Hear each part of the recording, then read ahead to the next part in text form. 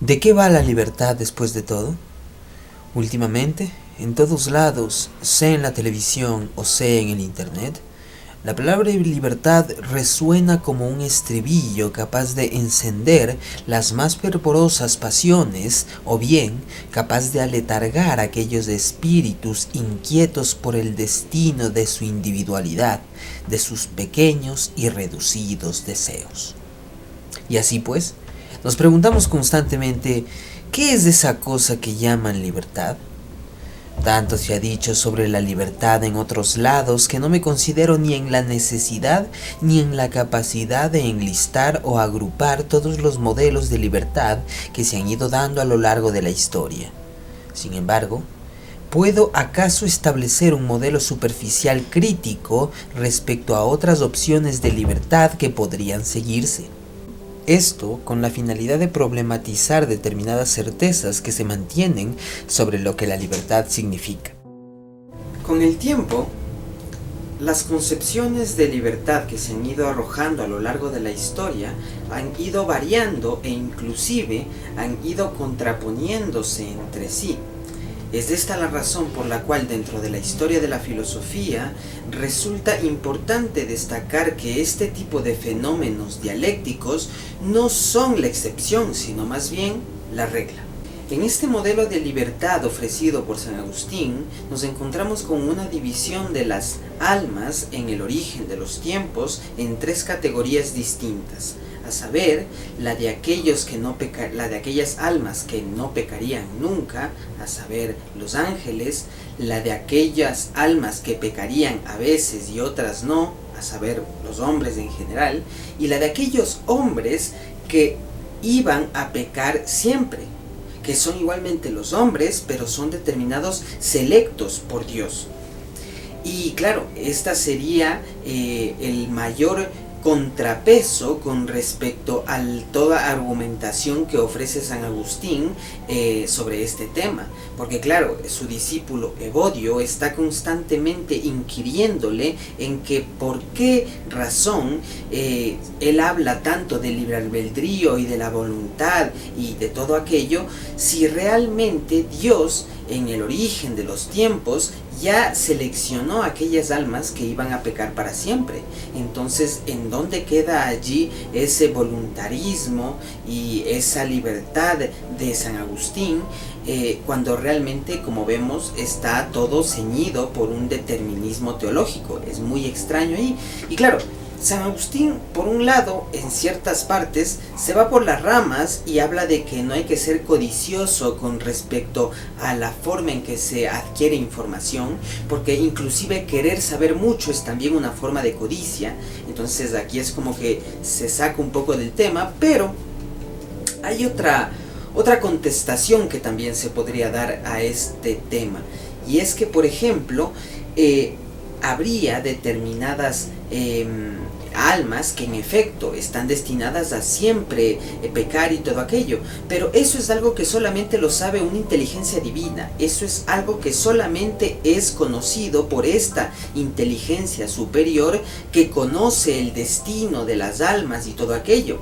Pero las almas individuales, los hombres como tal, no somos capaces de acceder a esa inteligencia superior. No somos capaces de poder entender cómo entiende esa inteligencia superior y por ende no podemos conocer el destino con el cual Dios nos creó en el origen de los tiempos. De ese modo, es la ignorancia, la teología negativa, la que precisamente ofrecería a los sujetos esa posibilidad de poder ejercer sus actos con libertad y con voluntad, precisamente porque son incapaces de conocer si Dios los hizo eternamente pecadores o si los hizo como individuos que a veces pecarían y otras no. Pero esa es la cuestión, en que entonces la respuesta que daría San Agustín es que la ignorancia es el fundamento del libre albedrío, en la medida en que precisamente es gracias a la ignorancia que podemos acceder a la libertad en la medida en que lo único que sí podemos conocer y lo único que sí tenemos certeza es de nuestros deseos, de nuestras apetencias y de nuestra voluntad, es decir, de lo que queremos, de lo que nos gusta, de lo que deseamos, etc. Sobre eso sí tenemos certeza, entonces sobre eso sí podemos ejercer libertad y sobre eso sí tenemos responsabilidad individual. Ahora bien, esta concepción de la libertad, al estar basada en Dios, significa que está desarrollada sobre un presupuesto que acaba siendo el mismo problema que no permite resolver su verdadera esencia. Por ejemplo, en la libertad agustina, el determinismo de Dios sigue existiendo, aunque el individuo ignore semejante determinación, de tal suerte que cada consecuencia de un acto libremente ejercido puede asimismo estar determinado por Dios para que suceda, y con esto determinado para enseñar algo al individuo sobre la divinidad. Y esto solamente son presuposiciones porque dependen de Dios, que es la máxima presuposición de todas. Proponemos esto, claro, suponiendo que podemos conocer ciertas cosas de la divinidad. Si nos fuéramos por el lado contrario, esto es, que no podemos conocer a la divinidad en absoluto, entonces no habría ni siquiera seguridad en que las religiones reveladas y, por ende, las morales reveladas son verdaderamente revelación de Dios, de la divinidad. Así pues, radicalizar el punto de vista negativo sobre Dios implica llegar al escepticismo absoluto sobre las instituciones humanas y su relación con la divinidad y la verdad. A tal punto que la divinidad misma se podría establecer como lo absolutamente fuera de lo humano y lo conocido, esto es, lo desconocido, lo imposible, hecho posible. El gran problema en esta situación a nivel moral es que todo sistema moral heredado, esto es, tradicional, pasa a ser puesto en tela de duda y entonces ingresamos en la amoralidad. Nada es seguro, todo puede ser verdad como puede ser falso. La libertad se vuelve absoluta por necesidad. Si nada es verdadero ni falso, solamente uno puede serlo. Solo mi voluntad y mi yo es verdad en una realidad externa donde todo es una serie de mentiras creadas por otras voluntades y otros yoes. Ahora bien, en nuestros días nos parece que la corriente ideológica que mayor presencia tiene dentro de nuestro contexto histórico es ineludiblemente el liberalismo y esta segunda concepción de la que estábamos hablando. Y esto es precisamente por el hecho de que, digámoslo así, los imperios realmente existentes que hoy en día están de algún modo controlando la geopolítica internacional son en gran medida herederos del liberalismo y de la ilustración europea. Entonces, en ese sentido es que no resulta raro que haya una mayor tendencia hacia esta segunda acepción de libertad antes que a la primera, la libre albedrío agustino. Y esto sería precisamente por un abandono de las academias y de las distintas instituciones académicas, ideológicas en presente, que precisamente no tienen interés, ya no están de algún modo regidos por estas corrientes cristianas y católicas que son las que estarían ubicadas en esta primera definición que hemos dado.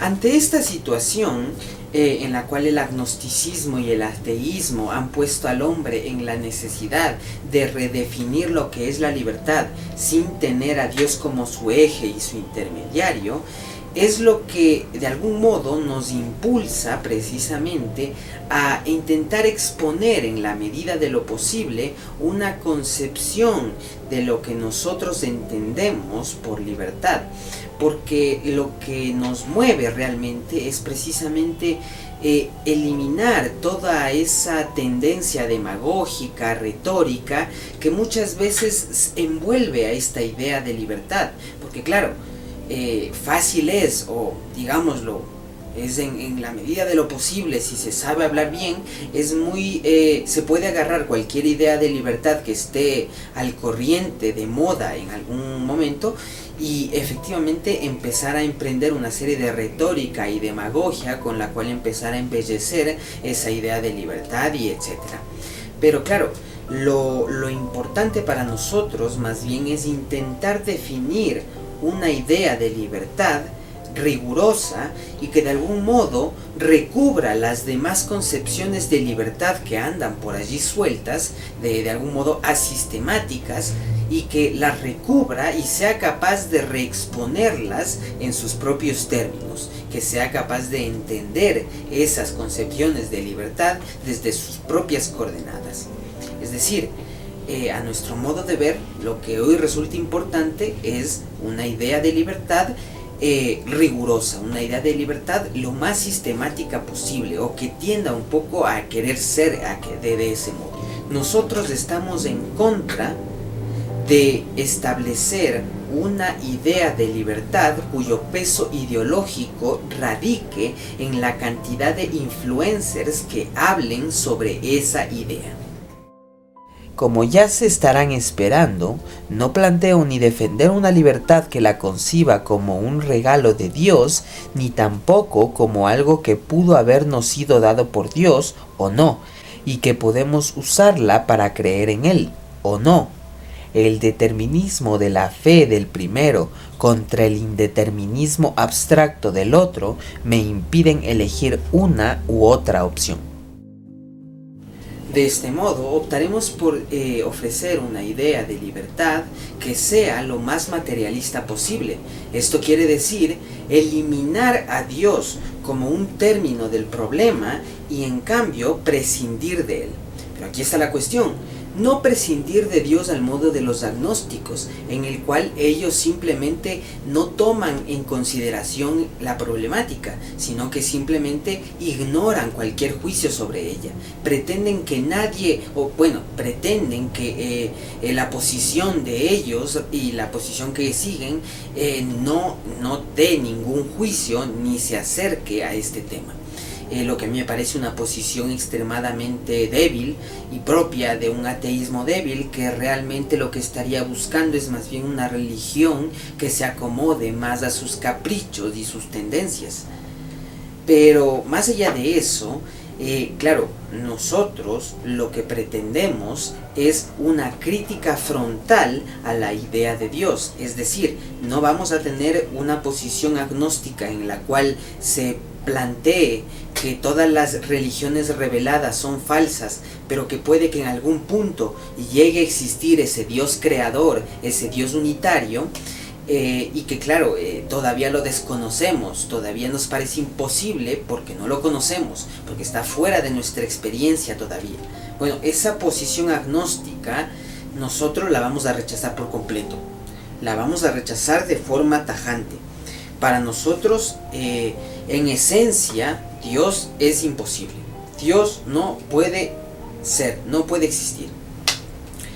Y en ese sentido, claro, nosotros nos planteamos de una forma crítica con respecto a Dios, y de ese modo no caemos en una tendencia agnóstica.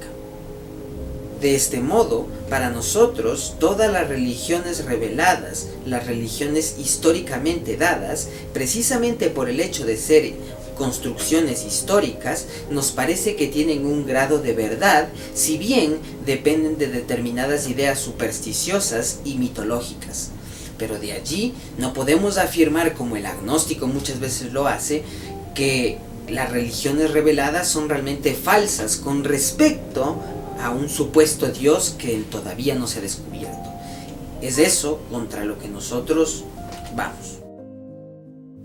Ahora mismo, por cuestiones prácticas, no hablaremos sobre el tema de Dios y la naturaleza, algo sobre lo que Spinoza ha tratado bastante bien. Sin embargo, concluiremos que el entendimiento humano, aunque no sea absoluto ni perfecto, es capaz de entender y operar determinados saberes sobre la naturaleza, sobre la realidad en distintos niveles, el atómico por ejemplo, y que esto supone que las ciencias más rigurosas, como la física o la química, son capaces de establecer y determinar verdades fijas sobre la realidad y que tal realidad, en su totalidad, si es que la tiene, no puede escapar simplemente a estas verdades fijas. Pueden variar en distintas formas, pero la sustancia real con la cual operan las ciencias duras no es una sustancia mental propia del pensamiento de cada científico, ni tampoco creación de un espíritu absoluto. Es algo material, y por ende proponer un origen espiritual de la materia, un origen a partir de una unidad primaria y simple, capaz de crear el todo y encerrarlo, es simplemente contrario a la tesis de que todo sistema con energía necesita esa energía de fuera. Todo existente para coexistir necesita de coexistentes, y así lo que es mucho viene de lo mucho, que de lo uno venga lo plural es, por ende, simplemente teológico, mitológico y en sí una mentalidad que cabe ser revolucionada, eso sí, bajo canales prudentes y con el mayor respeto y cautela posible. No hablamos de cambiar un gusto por Marvel para revolucionar a DC. Estamos hablando de instituciones históricas, míticas, instituciones que han durado mucho más que tú y que yo. Ahora bien, establecida la imposibilidad de Dios según los canales ya descritos, claro, la cuestión estaría en que el supuesto determinismo de Dios no es otra cosa que realmente un determinismo material. Así pues, la libertad que nosotros intentamos exponer es una libertad en la cual se la entiende según sus fines y según la efectividad que se tiene para conseguirlos. En ese sentido, la libertad vendría a ser precisamente la subordinación a la materia, precisamente viéndola como intermediario para llegar a unos determinados fines. Ahora bien, no consideramos que esta idea que estamos exponiendo sea en algún modo original o en algún modo revolucionaria y que la hayamos creado nosotros, en absoluto. Más bien, lo que nosotros consideramos es que si esta idea es revolucionaria es porque proviene de ya una tradición en corriente. Y que por ende, la tradición a la que nosotros nos adscribimos, o al menos de eso creemos, es a la tradición socialista, en la medida en que nosotros creemos estar siguiendo la idea de una libertad como conciencia de la necesidad.